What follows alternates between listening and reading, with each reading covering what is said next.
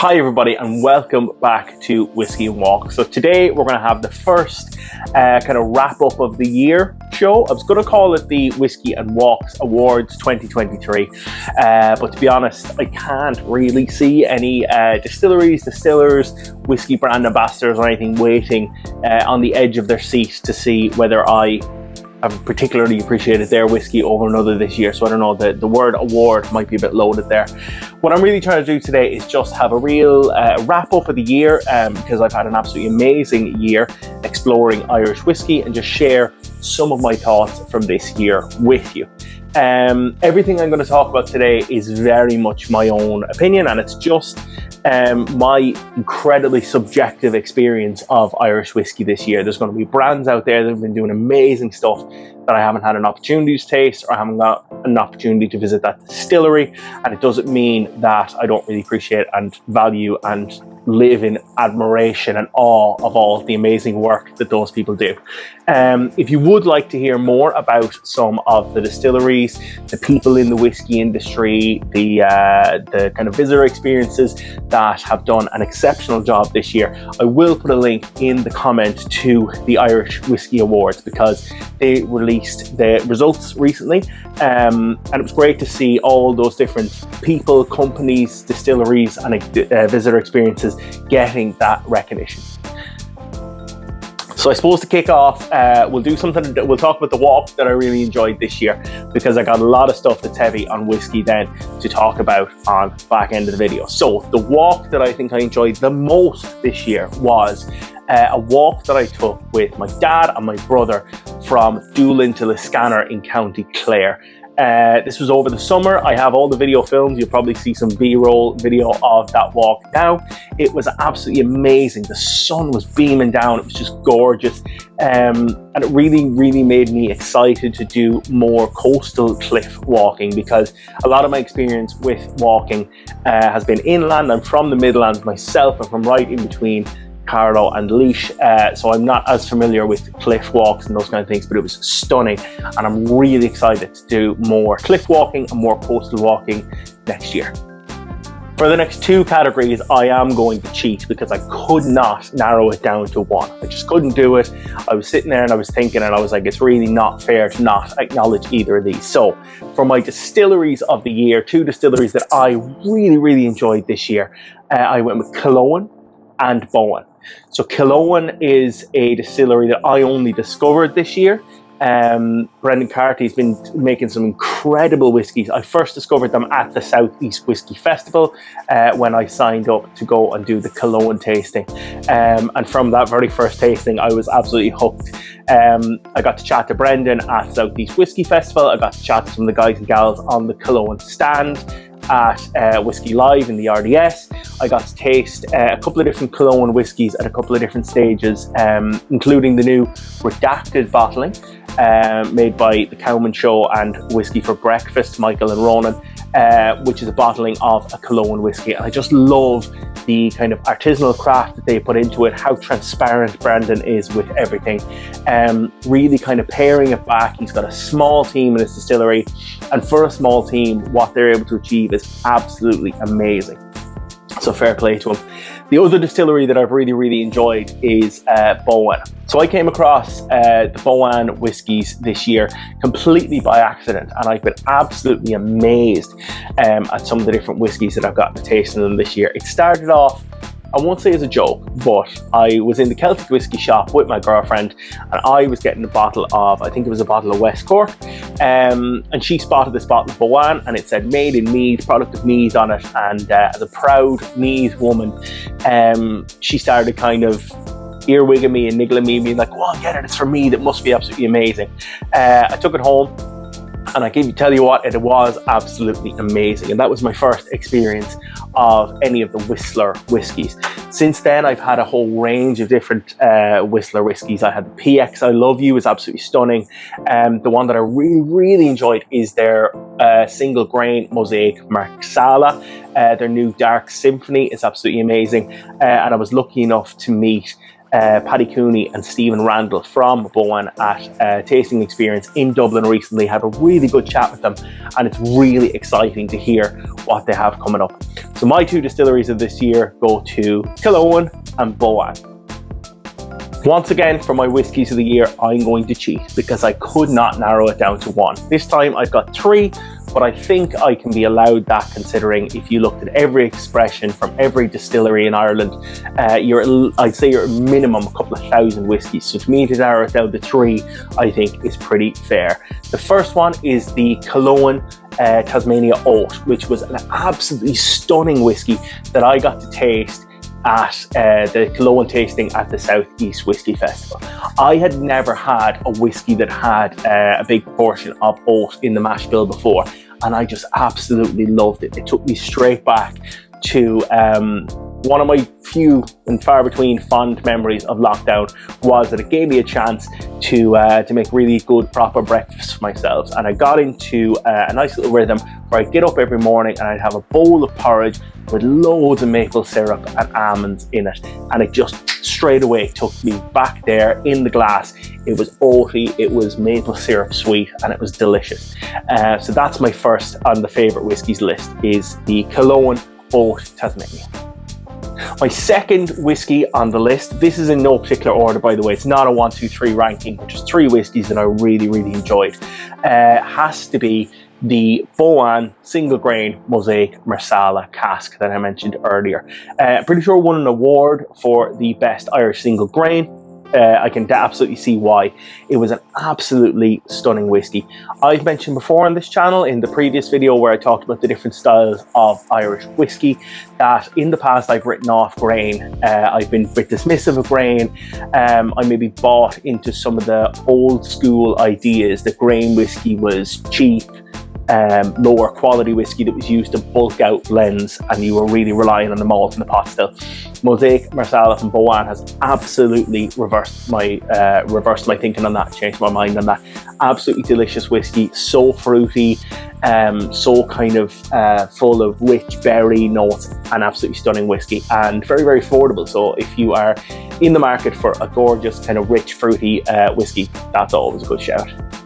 And the third whiskey that I have really enjoyed this year is the Waterford Whiskey Biodynamic Luna. I could have picked any one of a whole range of Waterford whiskies this year. That was another distillery that was very much in the running for my favourite distillery of the year. I am absolutely determined in the new year to hunt down, no pun intended, to hunt down a bottle of the Waterford Whiskey Hunter, because I think that's an incredibly fascinating project that Waterford have undertaken in the last few years, where they found a heritage strain of barley that only a very small sample existed remaining in a kind of a library of seed samples. They propagated that over and over again until they had enough to run a distillation on, and they made sure that they made the whiskies out of it, and it's supposed to be fantastic. I haven't had an opportunity to taste it yet, so I really want to. Biodynamic Luna from Waterford is an absolutely gorgeous whiskey. I have heard from some people, not sure whether this is fact or just kind of some people's opinion, that Waterford are moving away from the intense reliance on the idea of the single farm origin. The Biodynamic Luna I don't think is a single farm origin, but it's an absolutely fabulous whiskey, and I think it's a showcase of all the things that Waterford whiskey does fantastically well. Narrowing down a whiskey event of the year was really difficult, because I've had an absolutely amazing year tasting whiskies at whiskey festivals, at whiskey events, at standalone whiskey tastings that have been organised by whiskey societies or through Celtic Whisky Store. But I think just because it was the first year this year and it was such an amazing success, and the tickets have gone on sale again for next year, which you should definitely check out, I think my whiskey event of the year has to be the Southeast Whisky Festival. I absolutely loved the Southeast Whiskey Fest because it was so welcoming and open and everybody was so approachable. I actually turned up on the weekend down in Wexford with tickets for 2 of the tastings across the 4 different time slots on Friday and Saturday, and I ended up attending 4 different tastings, 1 in each of the 4 different time slots, because as soon as I got there, the atmosphere was just fantastic, the buzz was just absolutely fantastic, everybody was having fun, the people who were delivering the tastings were just so knowledgeable and approachable and friendly, and really excited to talk about their product. I took my dad to the Southeast Whiskey Festival. It was around the time that he was retiring, and I just thought it'd be a nice experience around the time that he was retiring from work to go down there together. And something he said to me on the way back up to Carlow from Wexford really stuck with me, was that he was not nervous, but he was definitely conscious that he was going to a whiskey event knowing very little about whiskey. And he said that he couldn't believe how approachable everybody was. He said, you know, when you hear that you're going to a tasting, it's being hosted by a guy or a girl that works in that distillery. In the Taste of Cologne tasting, it was run by Brendan Carty, who just won Distiller of the Year, and he's he knows stuff inside and out. My dad couldn't believe, he was like, everybody was so friendly, so approachable, there was nothing pretentious about it, there was nothing arrogant about it, everybody was just there having a good time. So thank you so much to the Southeast Whiskey Fest crew that organised such an amazing event, and I'm really excited for Southeast Whiskey Festival 2024. One of the things that has blown me away this year about launching my own journey to try and learn a bit more about Irish whiskey and about whiskey from around the world is the amount of amazing information that's available online that is provided by amazing people that want to volunteer their time and their knowledge for free on the internet, just to make sure that people like you and I who are interested in Irish whiskey have resources there to go and check out. There are so many different online personalities and resources and websites that I could shout out here, but my whiskey personality of the year, if that's what you want to call it, the person that I think has really changed my opinion on Irish whiskey the most this year, is definitely Barry Chandler of the Stories and Sips YouTube page, Facebook page. I think there's an Instagram page. If you go looking for Barry Chandler or you go looking for Stories and Sips, you will find it. Over the course of this year, he's been joined by Lauren McMullen on the kind of Stories and Sips team, where they host the Shebeen live stream every weekend, which is well worth checking out. It's on a bit late in Ireland, so I tend to watch it during the week as a VOD, a video on demand, but it's an absolutely amazing resource. One of the other things that I love about what Barry does is that he has the Irish Whiskey Watch. And if you look for Irish Whiskey Watch online, you can sign up for their mailing list and you will get a notification in your email inbox and email whenever any major news drops in the Irish whiskey industry. And that's really transformed for me my ability to keep up to date with different things that are happening in the world of Irish whiskey. New distilleries opening, distilleries moving to new premises, new appointments of head distillers, master blenders, these kind of positions, new whiskies being launched by distilleries, updates on what various different distilleries are doing, and new age statements of whiskies that are releasing, and different kind of casks that they're experimenting with. It's a phenomenal resource because there is so much going on in Irish whiskey at the moment that it's almost impossible to keep up with every single bit of it. And Barry Chandler, Stories and Sips, the Shebeen Irish Whiskey Watch has just really made it easy for me to keep up to date with everything. So thanks, Barry, much appreciated. The next shout out that I want to give is to the Whiskey Visitor Experience of the Year. As I said, I've been lucky enough to go to a whole bunch of different whiskey tastings this year hosted at the distilleries. I went on my whiskey tour over the summer, which some people might have seen the videos of, and I've been to quite a few of the distilleries around Dublin as well, where I live. For me, hands down, my favourite visitor experience this year had to be Middleton Distillery in County Cork, which is probably not going to come as a shock to too many people. I just loved the Middleton experience. It was absolutely phenomenal.